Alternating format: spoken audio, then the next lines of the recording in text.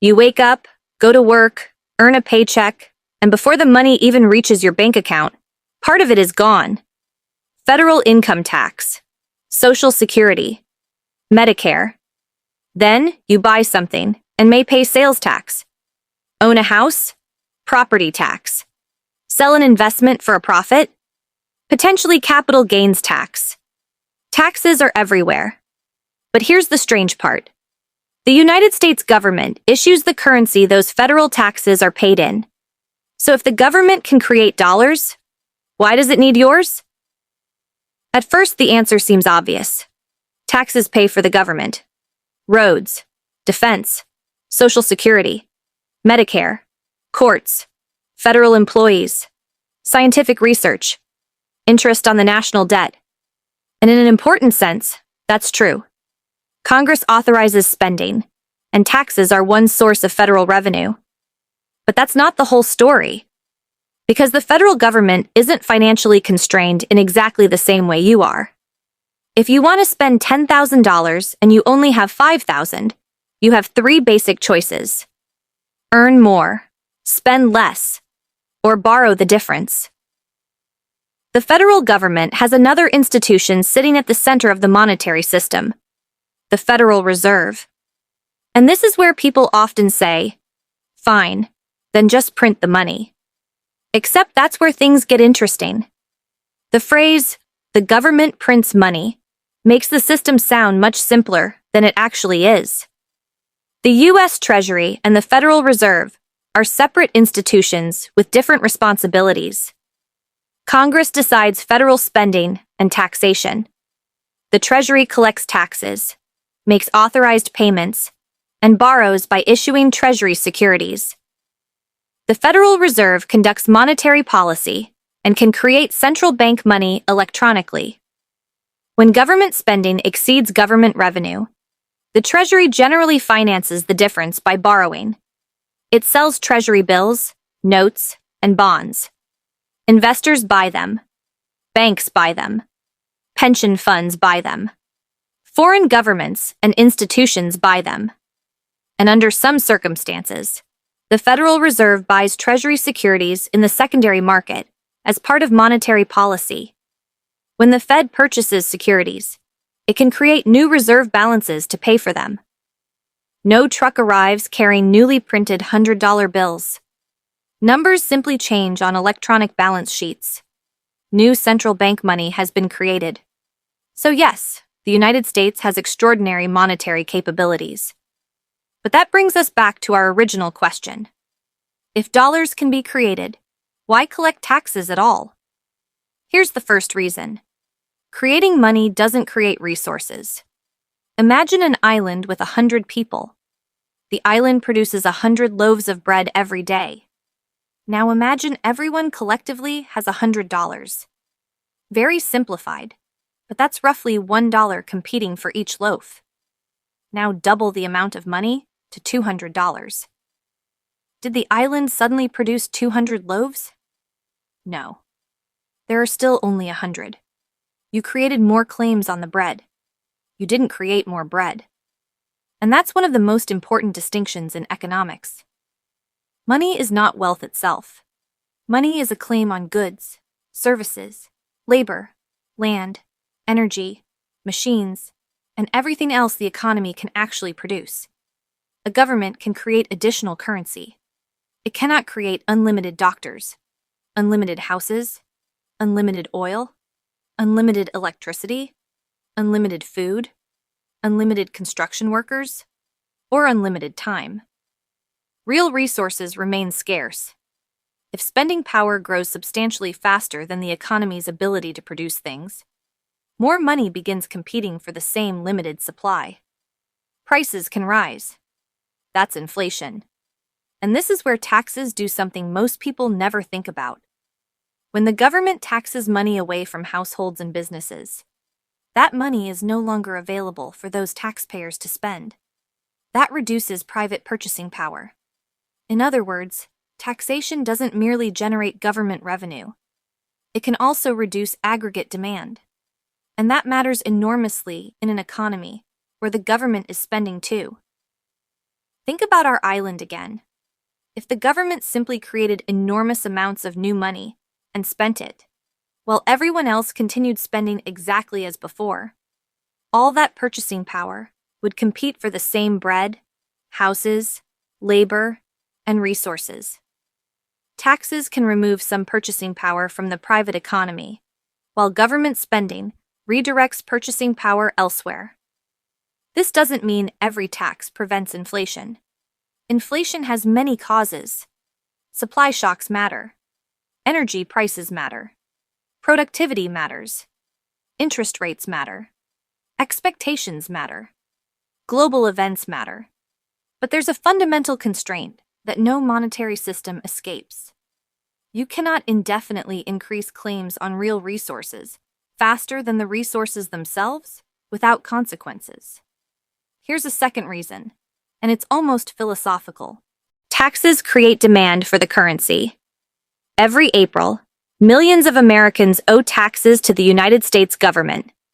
And what does the government require those federal tax obligations to be settled in? US dollars. You might own Bitcoin, gold, a house, stocks, a business, a collection of rare watches. But ultimately, your federal tax liability is denominated in dollars. That creates a built-in reason to obtain and hold dollars. Economists have debated the importance of this mechanism for generations, but the basic concept is straightforward. A government requiring taxes in its own currency helps create demand for that currency. The dollar isn't valuable only because taxes exist. The U.S. economy, legal system, financial markets, global trade, institutions, network effects, and confidence all matter enormously. But taxation is one piece of the architecture supporting demand for the currency. Here's a third reason. Taxes decide who controls resources. Suppose the government wants to build a bridge. It needs engineers, concrete, steel, heavy equipment, land, workers. Those resources are currently available to private citizens and businesses too. Government spending allows the public sector to command some of those resources. Taxation simultaneously reduces some private purchasing power. So underneath the accounting, taxation is partly about something much more fundamental. Who gets to use society's limited resources? Government, businesses, individuals, future generations? Every budget is ultimately an argument about that question.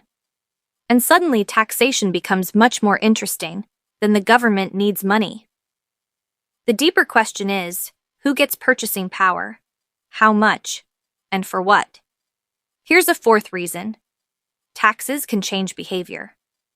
Governments also use taxes intentionally to influence economic decisions. Tax cigarettes more heavily, and policymakers hope consumption decreases. Offer a tax credit for certain investments, and policymakers hope investment increases. Tax carbon emissions, and the goal may be to make pollution more expensive. Give businesses deductions for certain expenditures, and you change the incentives surrounding those expenditures. Whether those policies are good or bad is a political question, but economically, the mechanism is clear. Taxes don't merely collect money. They change incentives. So why does the government borrow? Now we reach another strange question. If the government can collect taxes, and the monetary system can create dollars, why is the United States tens of trillions of dollars in debt? Because when Congress authorizes spending beyond current federal revenue, Treasury generally finances the deficit by issuing debt. Those Treasury securities are not just government "I owe us" sitting uselessly somewhere. They're foundational financial assets. Banks hold them. Money market funds hold them. Pension funds hold them. Investors around the world hold them.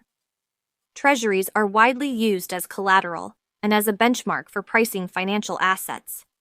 So government debt plays a major role in the global financial system.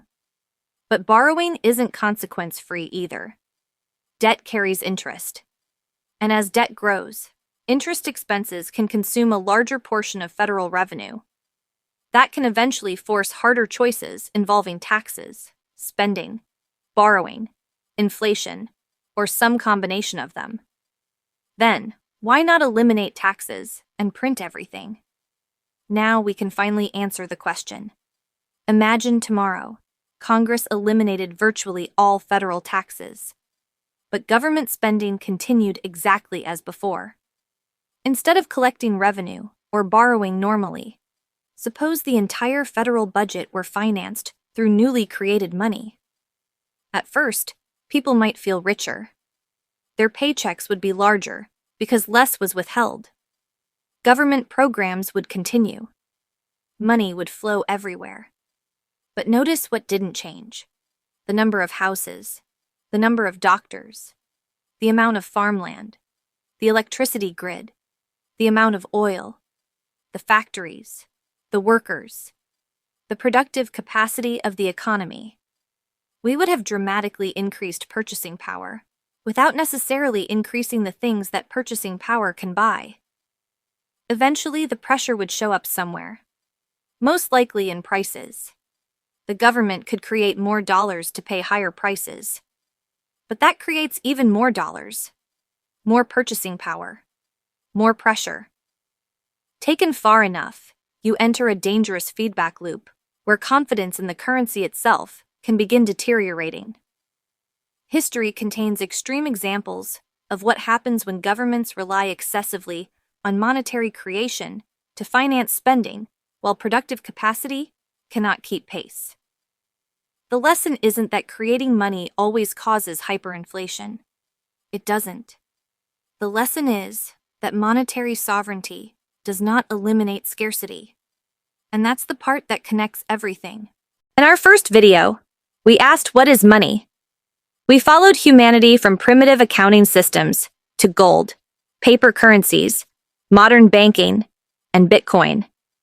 Then, we asked what happens to money when artificial intelligence begins doing work humans once had to perform. Now we're asking something even more fundamental. If money can be created, what actually limits government spending? The deepest answer isn't ink. It isn't paper. It isn't even dollars. It's the productive capacity of the economy.